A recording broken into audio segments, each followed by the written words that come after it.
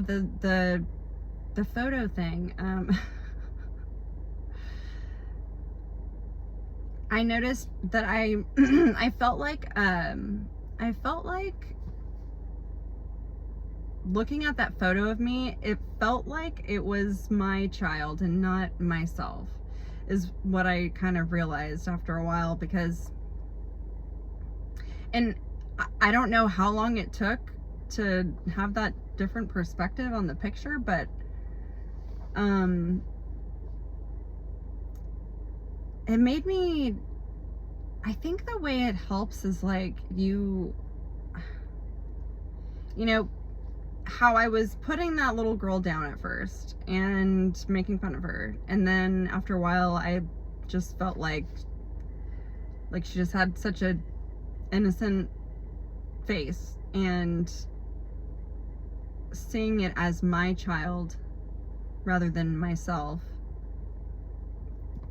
You would never talk to that little girl that way. You would never like put a child down like that. And I was never made fun of. Well, I mean, I was made fun of, but not like being called a Asian boy. And no offense to the Asians at all. It's just I'm not a boy. And you know,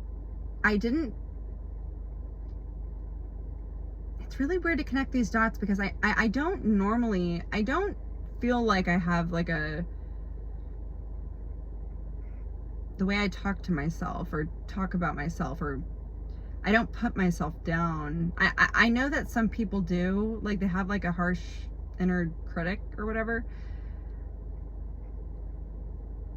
I don't talk down to myself, but I guess, I mean, I have my own doubts and like fears and stuff, just like everybody else does. But the reason this childhood photo thing was just really cool is how like I didn't have to do any other childhood work at all. It made me aware of that small child that is still in me. And you know, it's really true how we're always that soul, like we're always that little pure child that's still in us. And you know,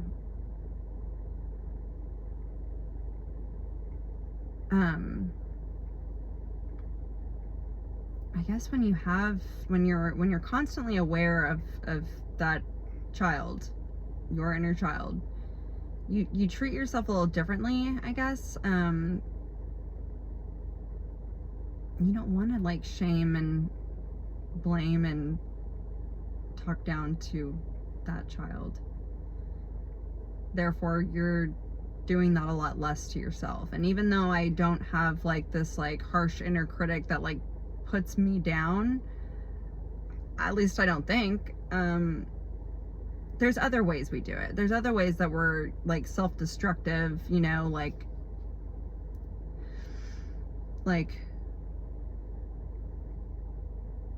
how are we treating our bodies? What are we feeding our bodies? Are we like, you know, abusing substances and getting in harmful relationships? Are we putting up with people who are putting us down? Like, is that what we feel we deserve? And yeah, I mean, that's how we choose our partners, or even our friends, just who we associate with, whoever is in our closest circle, how they treat us is how we feel it's what we think we deserve. Otherwise we wouldn't be around that. We wouldn't put up with that.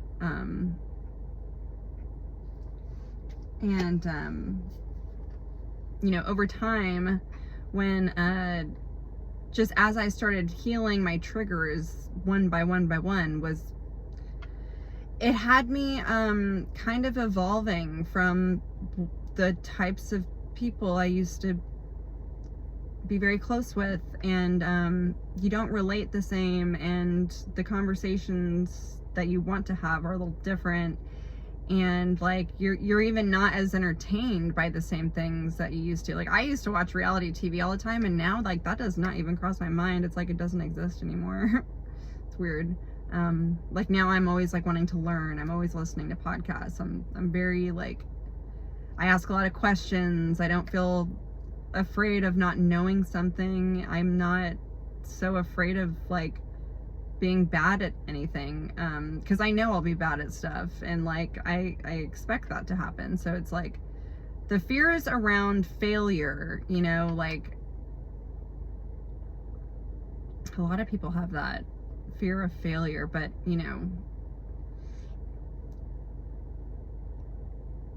I don't know if I ever felt fearful of failure, because like failure wasn't the concept in my head. It was like I just didn't feel very smart as a kid. I didn't feel very smart. I was so spacey.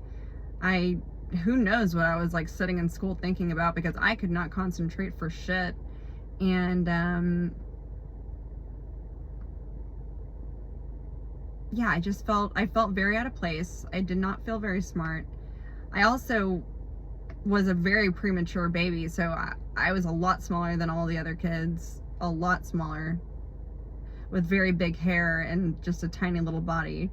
I didn't get puberty until I was a freaking freshman in high school.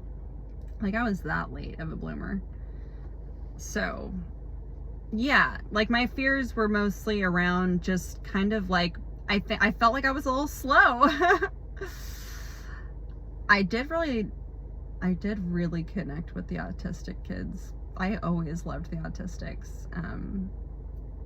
I don't know why, but, and I had my own friends, so it's not like I didn't have my own friends. I just really, really loved the autistics. Maybe I felt like I fit in with them better. I don't know, but I would recommend this like baby photo thing to put as your phone wallpaper, and like literally don't do any other work. Don't do any other healing work, and just see what it does for you over time. Like a good 2 months for me was, I was happy I did it. And then I even like told my aunt later, I was like, you know, I told her what I ended up doing with that photo, and I guess what I'll say is, I don't know if it healed much from my childhood. It just, I learned to love her. I learned to love her, and like there's something about looking at that face that you're just like, man, she had no idea like what was coming. And like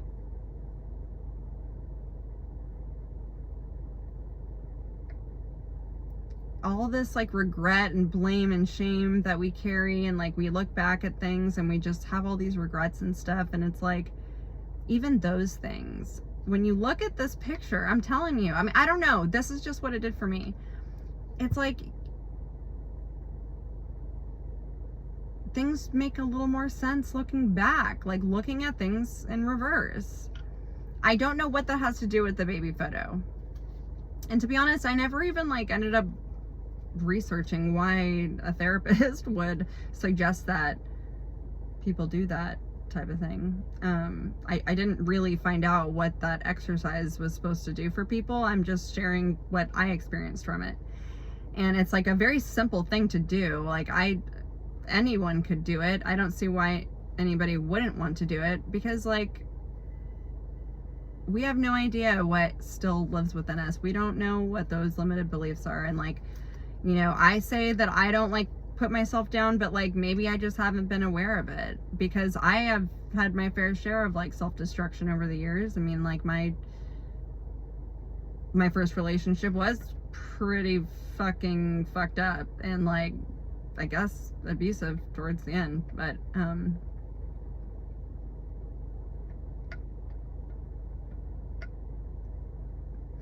I also have found that I think the more you learn to like love yourself,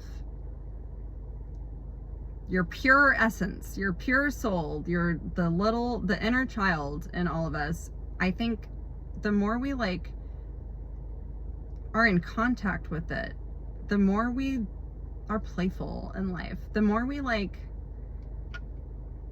the easier it is to love.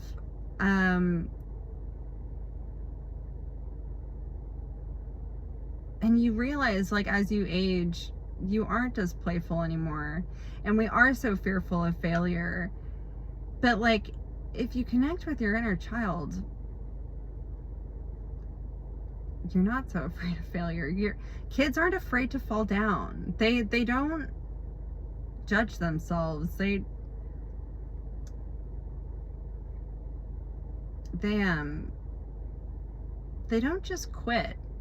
You know, I heard something the other day where like a child, like a baby that's trying to learn to walk, they're not just like, oh well, you know, I can't seem to stand up and walk very far, I keep falling down, I guess I just won't walk.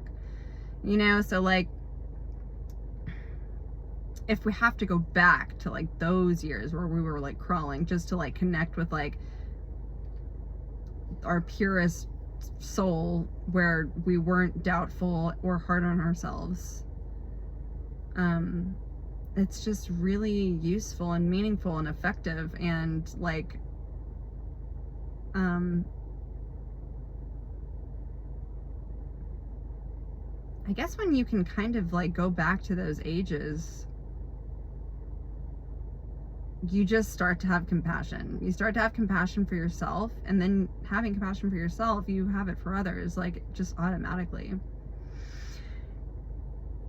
And I honestly feel like that was the start of like everything that's been like slowly changing in my life. Like just, it started with that just doing that baby photo thing. That was the first piece to the puzzle for me. And that was only like 4 or 5 months ago. I don't know when that was. I always think everything was just the other day or a month ago. I don't really know. I don't like my concept of time is like not normal. But maybe that's a good thing. I don't know. But I just have been feeling a little lighter within myself, and I have been connecting with people more, and I have compassion for myself. I have compassion for others. I have more like room for understanding things and like asking more questions and like being curious about other people rather than just assuming things were like meant to hurt me. Like things aren't personal. And I probably should research why the baby photo wallpaper thing is healing or whatever they call it. I should look up what, like how that actually works. Especially before I like talk to the public like this. But I also assume no one watches these, so like what does it really matter?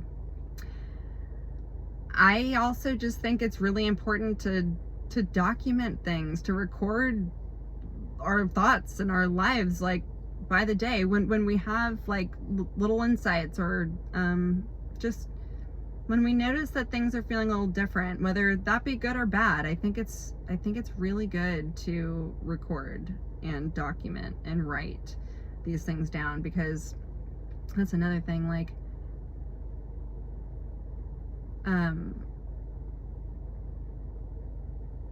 I think since 3 years ago, when I was really making like big life changes, like I guess it was longer than 3 years ago, but like 4 years ago, because I was an alcoholic and I was like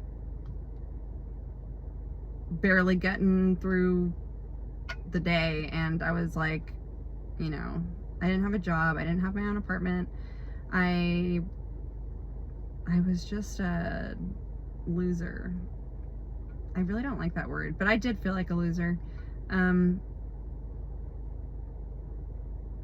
But I started, you know, once I finished school and I met Steve, he was a great influence on me because he didn't drink and I didn't know anyone who didn't drink, and I was able to see that how great life could be just basically sober. And it's shocking that I literally didn't know a single person who lived that way. So like, how am I going to make a change like that if I don't even, like, in my mind it seemed like a boring life, and it seemed like, okay, even if I wanted to get sober, like who's going to be in my life? I'm going to just be alone and sober, and like what am I going to do? So that one influence really helped change my life. But I started writing, and I keep all my journals too. I don't always finish them, but you know, I also had a drunk journal and I still have that drunk journal. I know what it looks like too. Actually, I don't know where it is, For all I know, it's in my fucking, like, it's like, ugh, it's probably like in storage, one of the storage boxes that my mom has.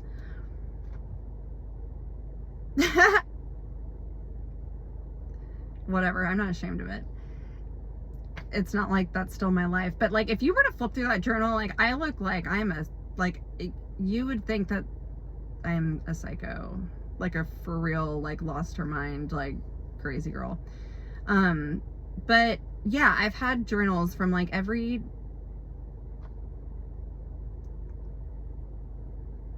from everything, every big change, every step of the way of like what I was changing. And just, you know, our memories are so shitty.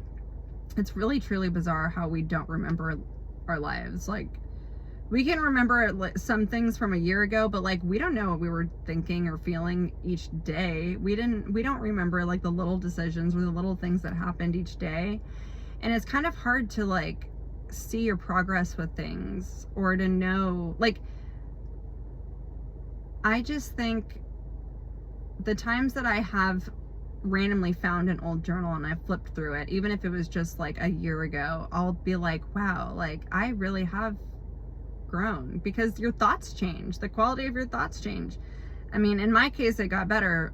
Sometimes it doesn't get better. Sometimes you go downhill. But even then, like, it's good to see how that happened. It's good to see these roadmaps for yourself. Like, I tell people, like, writing, and I guess now that I like do these like vlogs or whatever you want to call it,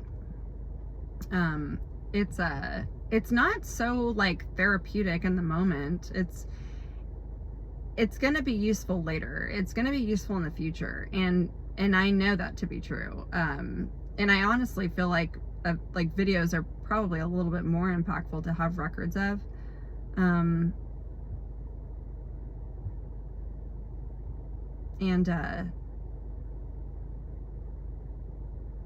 Yeah, I don't know. It's cool. It's cool to have for yourself. And, not only will you get to see the changes and like the progress and things like that, but sometimes, I mean, we forget what we've learned, and like, it's good to revisit these things. And like,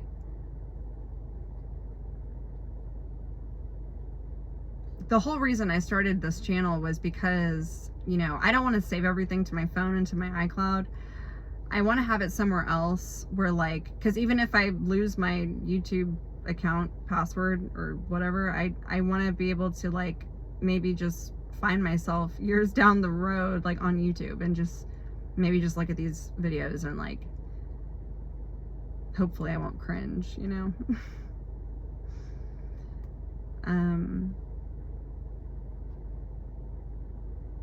Yeah, I did tell a couple people about doing the baby photo thing, because I really do think, like, I mean, I'm not saying that like all these realizations and good changes that I've made and stuff is all because of the photo. I just think it's a good step. It's a good thing to just try something. And like, the more we can connect with our inner child, the more we like can see life a different way. And like, when you see your own inner child, you can see other people's inner child. It's bizarre. It's really weird. I mean, I really do wonder if like this has the same effect for everybody. But even when someone is triggered and being like mean to you, I mean, it'll bother me in the moment, but like, I also will start to see like, what type of limiting beliefs do they have? What, like, what age are they acting like right now? Because our triggers are not like, we're a child when we're acting triggered and like having a tantrum. Like, we're not the adult version of ourselves when we're like freaking out, you know? So, okay, I guess I'll just use this example. Hopefully Steve never watches these videos, but I don't know, the more I tuned in with my inner child, like, I would handle his triggers differently. And he would do this thing. Well, okay, like, every time we'd have an argument, like, he would raise his voice over mine to like tune me out. And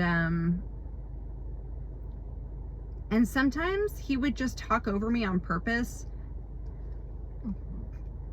but like he would be saying the same like 3 words again and again and again and again out loud to just talk over me, and it would like, I would just like stop, and I would realize like what he's saying, it's like the same 3 words again and again, and I'd just be like, you are a toddler right now. I would envision him like this, like la la la la la la la la la la. That's what he would do. Like that is literally how I'd see him. And then I just like normally that would piss me off, like really friggin' piss me off. So it's like 2 toddlers like fighting each other basically. And but it would make me stop, and I would just like look at him, and I'd just be like, you poor thing. And then eventually you'll just be like, bye.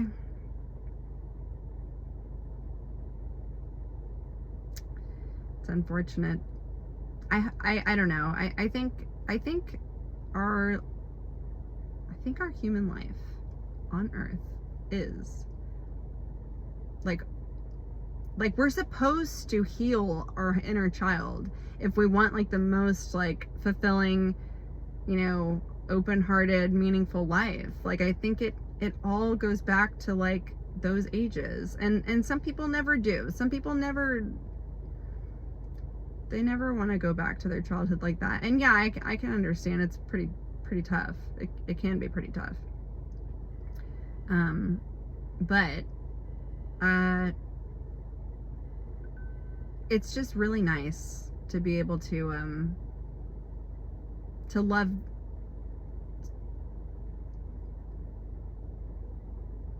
to just love yourself like that. As the child that you are, as the purest, most innocent, happy,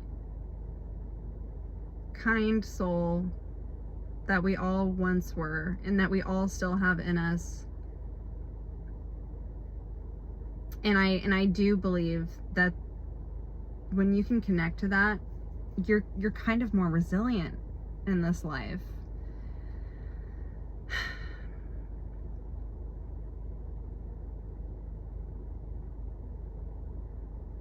And I just, you know, my aunt was so happy that I told her that like what I did with the photo, and how like what it ended up meaning to me.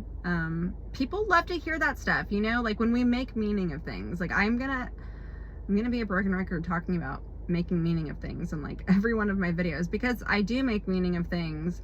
And that's the beauty of not having certain expectations of things, because you can see that like something that you thought was going to give you a certain outcome, or like a person who you thought you were meant to be with forever, or like, you know, like whatever we expect of things and people, or like the time frame of things, like we, you know, that's not what things come into our life for. Like sometimes it's not about like the success of something is not about hitting a certain number, or like it lasting forever.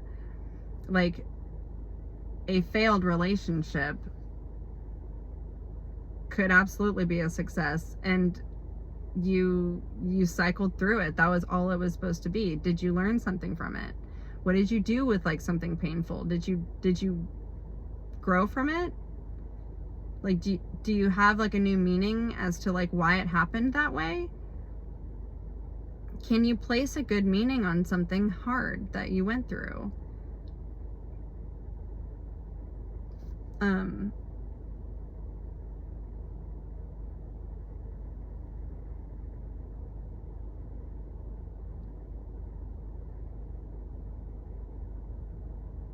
It's I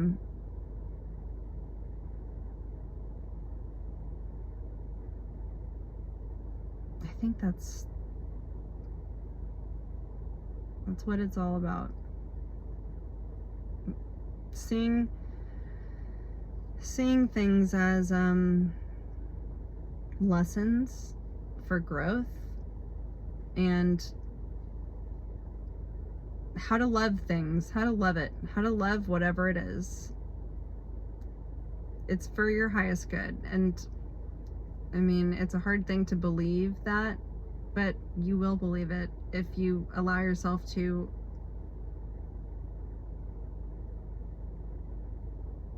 to learn from it, to understand yourself more after a certain obstacle or relationship. But you know, it doesn't just take the like thoughts, like you have to try something different, and it could be as simple as finding a baby photo at any age that you want. Put it as your phone background, do it for a couple months. I would love to hear anyone else's experiences after doing something like that. But yeah, I'm really glad that I made meaning out of that, and I definitely don't regret it, and I'll probably do it again. Maybe at like a different age of myself, put it as my background.